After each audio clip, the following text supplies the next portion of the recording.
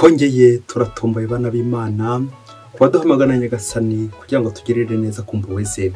Ku izina ry'Imana Data na Mwana na Roho Mutagatifu, amen. Amahoro bana b'Imana, ni muhumure, Imana iradukunda. Ije kudukiza kuri wa gatanu w'icyumweru cya 28 mu byumweru bisanzwe, tariki 17 Ukwakira 2025, ubwo duhimbaza Mutagatifu Inyasi wa Antiokiya wahowe Imana. Dore amasomo agiye gutwegereza Imana. Isomo rya Myumuro Paul Mutagatifu yandikiye Abanyaroma, umutwe wa 4 umurongo wa 1 kugeza ku wa 8. Bavandimwe, twavuga iki ku mukurambere wacu Aburahamu? Hari icyo yaba yararonse kubw'umubiri? Niba Aburahamu yarabaye intungane bikesheje ibyo yakoze, akwiriye kubyirata usibye imbere y'Imana. None si byanditswe bivuga iki? Ngo Aburahamu yemera Uhoraho bituma b'intungane. Umuntu kandi ukoze umurimo, igihemo nta gihabwa ku buntu, ahubwo barakimugomba. Nawe utageze icyo akora, ariko akemera uwo umunyabyaha kuba intungane, uko kwemera kwe kuzamuha ubutungane. Nk'uko Dawudi avuga amahirwe y'umuntu Imana iha kuba intungane kandi nta bikorwa ati, hahirwa abababariwe ibicumuro maze ibyaha byabo bikarenzwaho, hahirwa umuntu Nyagasani adashinja icyaha. Iryo ni ijambo ry'Imana. Zaburi ya 32, hahirwa umuntu Nyagasani adashinja icyaha. Hahirwa uwababariwe igicumuro cye, icyaha yakoze kikarenzwaho amaso. Hahirwa umuntu Uhoraho adahamya icyaha yakoze, n'umutima we ntugire uburiganya. Nibwo rero nkwirezeho icyaha cyanjye, sinazinzika amafuti yanjye. Naravuze nti, ngiye kubwira Uhoraho ibicumuro byanjye. Uhoraho utuma mpanika indirimbo z'abarokowe. Ntungane, nimwizihirwe munezezwe n'Uhoraho, mudabagire mu byishimo, muvuze impundu mwese abanyamutima uboneye. Hahirwa umuntu Nyagasani adashinja icyaha. Nyagasani Yezu nabane namwe. Amagambo mu Ivanjili ntagatifu ko yanditswe na Luka, umutwe wa 12, umurongo wa 1 kugeza ku wa 7. Muri icyo gihe abantu bageze ku bihumbi n'ibihumbi barakorana ndetse barabyigana. Yezu abanza kubwira abigishwa bati, mwirinde umusemburo w'abafarizayi, ashaka kuvuga uburyarya bwabo. Arongera ati, nta kintu gishe kitazagaragara, nta n'igihishiriwe kitazamenyekana. Kuko ibyo mwavugiye mu mwijima bizumvikana ku mugaragaro, n'ibyo mwavugiye ahiherereye mwongorera bizatangarizwa ahirengeye. Mwe inshuti zanjye reka mbabwire, ntimugatinya abica umubiri, nyuma ntibagire ikindi bashobora kubatwara. Ahubwo reka mbabwire wo mukwiye gutinya, mutinya umara kwica agashobora no kubaroha mu nyenga y'umuriro. Koko ndabibabwiye, uwo nguwo muzajye mumutinya. Mbese ibishwi 5 ntibigura uduceri 2. Nyamara nta na kimwe muri by'Imana yibagirwa. Mwebweho ndetse n'imisatsi yo ku mutwe wanyu yose irabaze. Ntimugatinye rero, murushira agaciro ibishwi byinshi. Iyo ni Ivanjili ntagatifu. Ntimugatinye rero, murushira agaciro ibishwi byinshi. Bayoboke b'Imana, nimugire amahoro. Aha tugeze ni kuri buri munsi. Fungura buri munsi, ufungure buri munsi, ufungure abandi buri munsi, ijambo ry'Imana buri munsi, ineza y'Imana buri munsi. Amasomo twateguriwe kuri uyu munsi duhimbaza Mutagatifu Inyasi wa Antiokiya aratwerekeza ubuzima bugana Imana n'ubuzima bw'ubutungane, bigeza naho nyine ushobora no kubupfira. Ubwo tujye kuzirikana ku buzima bwihishe, rimwe na rimwe bushobora gukwica cyangwa bukagukiza. La vie cachée, ubuzima bwawe burihishe. Ubuzima bwawe n'ubuzima cyangwa n'urupfu. Umuhanga niwe wavuze ati, niba hari ibanga ubitse utarahishura, cyangwa niba hari ikintu uhishe utarahishura, n'ibintu bibiri. Umva, niba ari cyiza kizarangira ukize, kizihishurwa ukize, uri umuntu mwiza wungutse byinshi, ufite igihembo. Attention, niba ariko bwa kabiri ari ikintu kihishe kibi, bizarangira nawe urangiye, bizarangira uhiye uhombye, guhomboka bitabuze no guhombana. Ngubwo uburozi ikintu kihishe kibi, ubumara, ubukana, urupfu. Mu gihe iyo ubitse amabanga meza biba ubuzima, igihe cyose kindi ubitse amabanga mabi biba urupfu. Ni ngombwa rero amasomo aze kudutambukaho avugurura ubuzima bwacu, aho twagiye duhisha ibyo dukorera mu mwijima, maze dushyira ibintu ahagaragara byiza. binogera Nyagasani. Ubuzima bwacu bube buri gihe butambuka mu mucyo. Umucyo nta wundi, urumuri ni Kristo, niwe ugomba kumurikira ubuzima bwacu. Nawe uzi kureba niba ubuzima bwawe, niba nta hantu umwijima wakuvogereye, niba nta page noire ufite iwawe, za page z'umukara, za zindi utashaka guhishura, abandi babimenye wabaho nabi. Kubera iki? Icyo kibi kihishe iwawe kigiye gukwica. Icyo kibi udashaka guhishura, ayo niyo mabati ya Sekibi.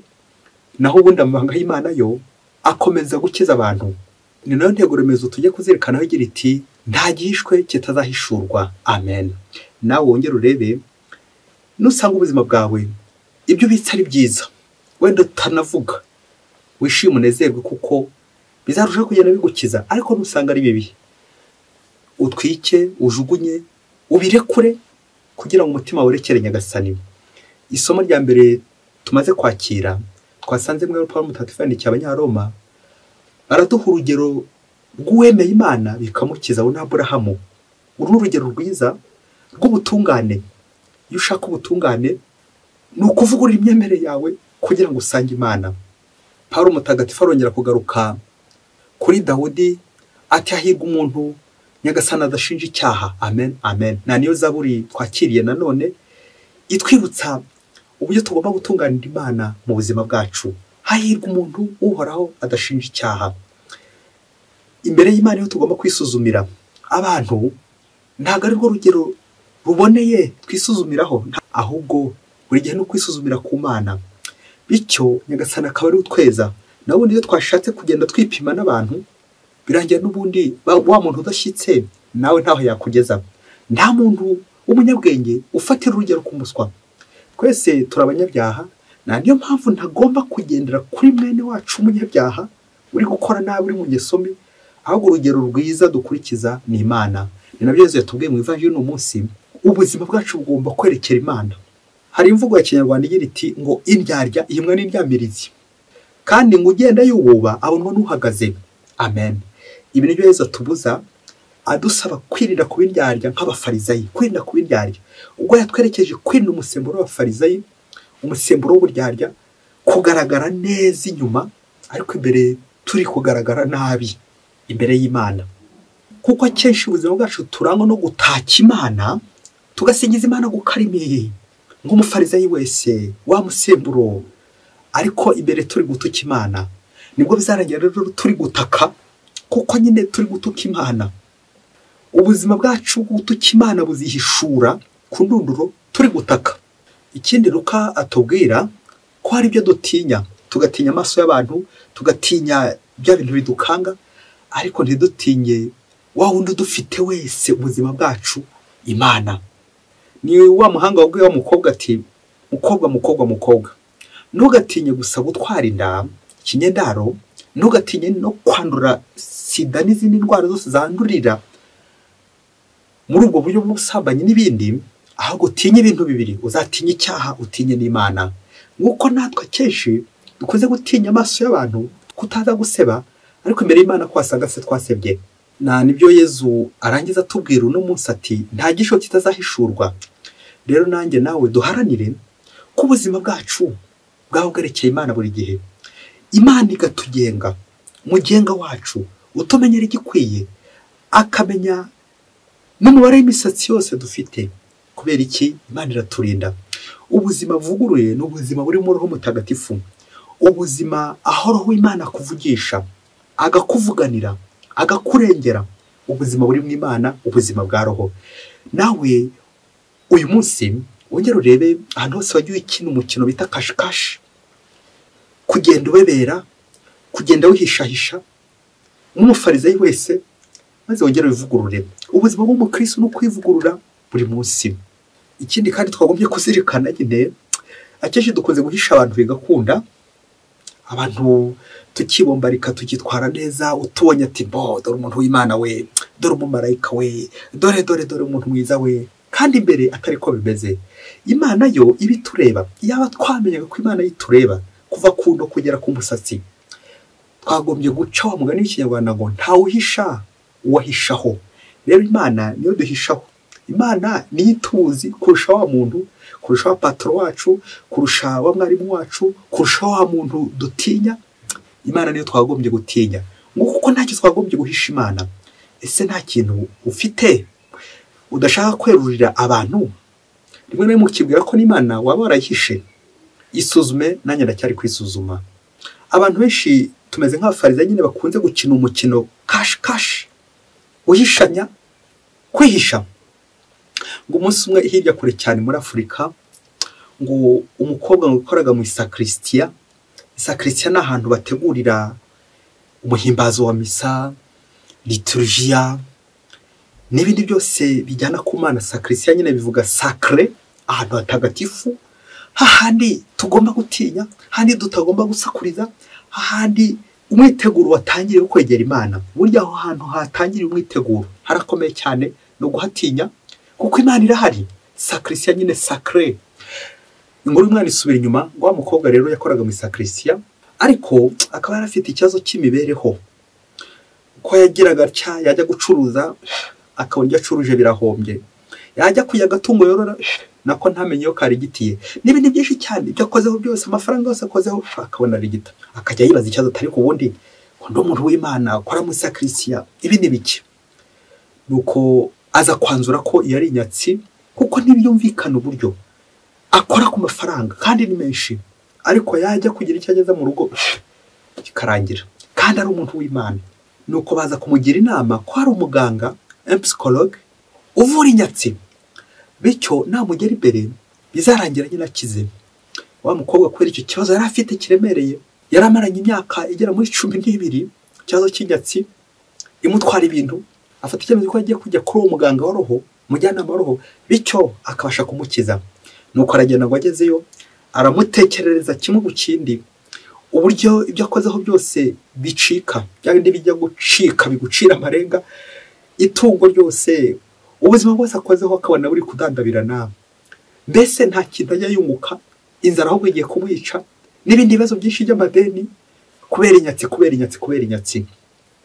Ubwo amaze kumutekereza iby'inyatsi, nuko atangira amubaza ibibazo, ati byatangiye ryari? Ati hashize imyaka 12 bibaye. Bakomeza baganira, nuko ngo wa mujyanama roho ngo aza kumubwira ati genda rero utekereze muri iyo myaka 12 aho ngaho ikintu wiziho wenyine abandi bantu batazi, ikintu uhishe muri wowe, ikintu kibi waba ukora rwihishwa abandi bantu batazi, uhereye muri iyo myaka 12. Hanyuma mbere yo kuguha umuti nyine w'inyatsi, uzaza ukimbwire, ubundi mbone nanjye kuguha umuti w'inyatsi. Nuko wa mukobwa ati rwose nta kindi. Maze umujyanama waro haramureka aragenda. Inishuro yakurikiyeho rendezvous bari bahanye kwaza kumubwira, araza aramubwira ati ntacyo nabonye nk'umuti w'inyatsi. Nuko arakomeza inshuro ya 3, nabwo arazi ya 4 ya 5, kugeza ngo ku nshuro 12 nibwo yarebye hirya areba hino ati ariko ubundi iki kintu ko kimvuna, singisinzira, sinkirya ngo mbona apeti, ntacyo ngoraho ngo kigende neza, iki kintu nakivuze, ubundi areba ko nabona uriya muti. Nuko baragenda ngo umujyanama waro ati rero ngiye gukubitsa ibanga rikomeye, na mama ntarizi, nta n'inshuti yanjye nimwe ibizi, niwo gusa ngiye kubibwira ibintu byabayeho mu myaka 12 yose maze ndwana n'iki kibazo. Hari umuntu rero tumaranye imyaka 12 tubana nk'umugabo n'umugore, n'abandi bantu babizi, dore ko abantu benshi babona nkora mu ngoro nyine, ubundi bazi ko ndi umubikira, ku buryo nanaranze gushaka, nawe yanze gushaka, dukomeza kwibanira dutyo kuko numvaga nta mugabo nzakenera, ibyo nzakena byose ku mugabo nzaba mbifite, nawe yazakena byose ku mugore azaba bifite. Nuko rero dukomeza twibanira dutyo, nta wundi muntu wigeze abimenya usibye twembi nawe tuzaranye iryo banga. None rero ndabikweruriye, niho gusa mbibwiye. Nuko rero twibaniraga, nta numwe wari wigeze abimenya, imyaka 12 yose yarishize tubanye dutyo nk'umugabo n'umugore. Abambonye ariko bari bazi ko ndi umukobwa w'isugi, wa mukobwa rwose wihaye Imana. Nuko byagendekeye, ariko nanjye nkumva imbere bitari kumpa amahoro, nubwo nabikoraga ntyo rwihishwa, numvaga nanjye bitari kumpa amahoro. Nuko wa muganga waro aramubwira ati ngiyo rero inyatsi umuti wayo rero ni uguca ukubiri n'uwo mugabo, ni uguca ukubiri nawe uwo mubano wa rwihishwa ukavuzinukwa, uca akagozi nyine k'iyo nyatsi. Uwo niwo mwaku, iyo niyo nyatsi, uwo niwo muvumo, iyo niyo myuka mibi bituma icyo ukozeho cyose gicika, kubera ubwo buzima bwihishe nabukumunga bugakora nabi rwihishwa mu buzima bwawe. Uwo muti nuwo rero ni uguca ako kagozi k'iyo nyatsi, guca ako kagozi kakuzirika n'uwo muntu, ubundi ubeho neza. Nuko wa mukobwa ngo aragenda, bishoboke ko yashyizeho imbaraga ze zose, kakagozi aragaca, bivuze ko maze ingaruka bizatanga. Kakagozi kwagaye gaciye ukwezi kwa mbere, ukwezi kwa gatatu, ukwezi kwa kane, na n'ubu wa mukobwa noneho aracuruza bigakunda, arahinga bigakunda, keza, yakorora bikororoka, n'ibindi byinshi cyane byose byahise bigenda neza nyuma y'uko aciye kakagozi k'inyatsi. Nyuma y'uko aciye wa mubano mubi wa rwihishwa w'ingeso mbi yabagamo imyaka 12 yose, wagira ngo ni intumwa za Yesu 12. Bari wacyo Imana Yesu Kristo akuzwe ngo ubuzima bwihishe, la vie cachée, ukurura ifoto uburyo bukumunga bukamunga n'abandi, ikazarangira ubayeho nabi, utishimye, ubuzima bwihishe bubi. Reka dusoreze ku bintu bine. Icya mbere ni ikintu dukunze kwita inyatsi. Ubundi inyatsi ntago bibaho, iryo jambo ntago ribaho, yewe n'umwaku ntago bibaho, ahubwo ni kwa kubura umugisha hanyuma ugasarura nyine umuvumo. Ni kwa kuri nyine waba ukoraho mu isakrisiya ukiyandavuza, ukandura, ukiyandarika, bikaza kurangira icyari umugisha yihindutse nyine umuvumo, kubera ko watinya amaso y'abantu ariko Imana ntuyitinya. Dusaba inema gutinya sakrisiya, ingoro y'Imana. Ni nabyo Paulo atubwira ati turi ingoro y'Imana. Dusabira abantu bose twagiye twisiga imivumo, abisize imivumo, kugira ngo Nyagasani udukiza yongera dutake ubutungane bwe, adukureho ibyo byose, imyuka mibi n'ibindi byose bidushikamiye. Icya kabiri kwazirikana ni isezerano. Ushobora kuba uri umugabo utunze undi mugore rwihishwa cyangwa abandi bagore rwihishwa, ukabeshya umugore ati ni wowe nkunda, ni wowe isezerano, n'ibindi. Cyangwa uri umugore utunze abagabo benshi cyane, wacitse ku buharike ariko ubushoreke ni bwose wawe. Icyo nicyo bita mu Gifaransa fuite perte. Uwo mwobo ugenda unyuramo amafaranga yawe, ukanyuramo ibintu byawe, bikazarangira nyine ubitse mu mufuko utobotse, kubera iki wabikiye ku mivumo, kwaguca mu isezerano. Inyuma ukabeshya Imana uti Mana narakwihaye, ndi uwawe, isezerano rikomeyeho, ariko ibyo uri kubikora inyuma gusa utaka Imana, ariko ibyo uri gutuka Imana. Nguko ushobora kuba uri kwihemukira, ugahemukira umuhamagaro wawe, ugahemukira uwo mubana. Ibyo byose ni igihombo. Icya gatatu ni inama ya muganga wa roho, ngo kugira ngo ucike gucyaha ibyaha bikorerwa imbere bigukundire, bya bindi abantu badashobora kubona, ngo uzajye utekereza imagination, uvuga uti harya uyu muntu ntinya, uyu muntu nubaha, aramutse menye ko nkora biriya, aramutse menye ko mba muri ubuzima bwihishe bubi, aramutse menye ko nkora bino bintu bidakwise, yabigenza gute, yanyakira te? Ni ukuri kugenda umutinya, uri gutinya ko ibintu byagaragara hari wabimenya. Heraho rero utinya Imana, kuko Imana irakuruzi niba koko utinya Imana. Rero umuntu wubashywe kurenza abandi nta yindi ni Imana, niyo tugomba kubaha yonyine. Hacura iki noneho Imana yo ko atari n'umuntu, yo itureba buri kimwe cyose. Nuko rero buri gihe ubaruti sinshaka guseba, sinshaka ko nkuraho icyizere. Dusabira abantu bose bataye icyizere, nanjye kuvuga Imana yakweho icyizere, kubera ubwo buzima bwihishe bubi urimo. Biragusaba guca kakagozi nawe, byo bigutera zanyatsi twita inyatsi, imyuka mibi, maze nawe urekere Nyagasani ubuzima bwawe ube bugororotse, muri kumwe na Nyagasani ari ukugenga. Reka dusoreze ku bwa kane kuri Mutagatifu Inyasi wa Antiyokiya. Batubwira ko Mutagatifu Inyasi wa Antiyokiya yabanye n'intumwa za Yesu Kristo, ngo inyigisho zabo ziramunyura maze aremerera abatizwa. Ni nabyo byatumye nyine kuri ubwo buhamya bw'ubuzima bwe atorwa nk'umwepiskopi wa Antiyokiya. Ngo ku ngoma y'umwami Trojani niho yafashwe, nuko umwami Trojani yiyemeza kuzamugabiza intare ubundi zikamurya mu itotezwa ry'abakristo. Hari interuro nziza nshaka kubabwira Mutagatifu Inyasi yavuze ari mu nzira bagiye kumushumurira intare, nuko ubuzima bwe bugakomeza abakristo. Umugati ubuzima bw'umugati, umugati abandi bagomba gufungura, bwa buzima bugomba kugaburira abandi, bwa buzima bwihishe ku buryo bwiza nk'ibanga rikiza abandi. Ati nje guhaga amenyo y'intare ngo zintapfune nk'ingano basya zigakorwamo umugati, bityo nanjye mbe umugati mwiza wa Kristo. Amen. Mutagatifu Inyasi wa Antiyokiya, udusabire buri munsi. Mwese Imana ibaho umugisha, Mana Data na Mwana na Roho Mutagatifu. Amen. Kadiri Masumbuko Ladislas wa Diyosezi ya Cyangugu.